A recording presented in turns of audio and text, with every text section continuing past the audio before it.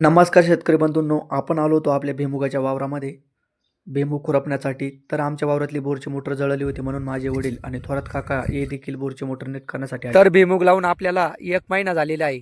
तर सुरुवातीला आपण आपल्या भुईमुगाच्या वावरामध्ये रोट्या देखील मारून घेतलेल्या आहे. त्यानंतर आपण आपल्या भुईमुगाच्या वावरामध्ये टोकन यंत्राच्या सहाय्याने भुईमूग हा देखील टोबून घेतलेला आहे.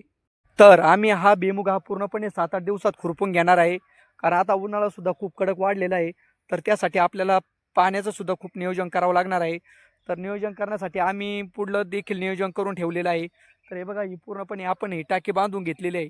त्या टाकीमध्ये पूर्णपणे आपण साठा करून ठेवलेला आहे, कारण आता पाण्याची सुद्धा आपल्याला खूप बचत करावी लागणार आहे. कारण आता उन्हाळा असल्यामुळे पाणी पूर्णपणे या शेतीला लागतं. कमी लागण्यासाठी आपण ठिबकच्या नळ्या देखील ह्या जोडून घेतलेल्या आहे. तर पूर्णपणे आपल्याला हे असे नियोजन करावं लागणार आहे, कारण आता हा खूप कडक उन्हाळा वाढलेला आहे. उन्हाळा वाढल्यामुळे आपल्या विहिरीमध्ये पाणीसुद्धा खूप कमी आहे.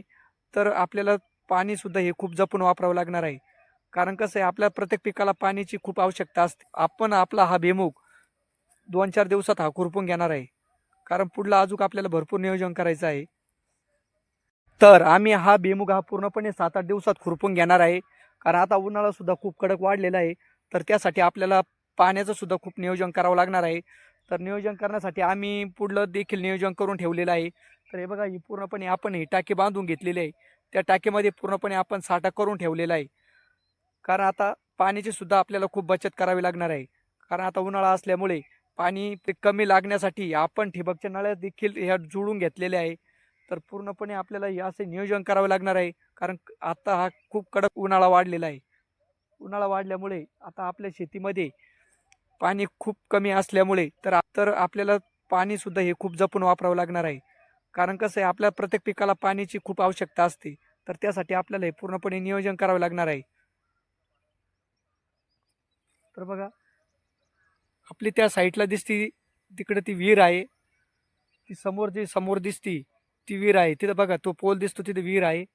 समोर इकडं दिसतंय ते आपलं शेततळ देखील आहे. हे बघा, ती समोर लावलेली ती मका आहे, आणि आपल्या समोरची जी जवळ दिसती ती तो गहू आहे. आपण आपला हा भुईमूग 2-4 दिवसात हा खुरपून घेणार आहे, कारण पुढलं अजून आपल्याला भरपूर नियोजन करायचं आहे. तर आपण आपल्या विहिरीमधून पाणी डायरेक्ट या टाकीमध्ये आणून सोडलेलं आहे. तर या टाकीमध्ये एकदा पाणी आलं तर एकदा कॉक चालू करून द्यायचा, तर थेट आपल्या वावरामध्ये पाणी जाणार आहे. तर आपल्याला कुठल्या प्रकारे अडचण येणार नाही. कारण काय होणार आहे, आपण आपल्या वावरामध्ये या पूर्णपणे या ठिबकच्या नळ्या जोडून दिलेल्या आहे. या ठिबकच्या नळीचा कॉक जर एकदा फिरून दिला तर या ठिबकच्या नळीला पूर्णपणे आपल्या वावरामध्ये पाणी जाणार आहे.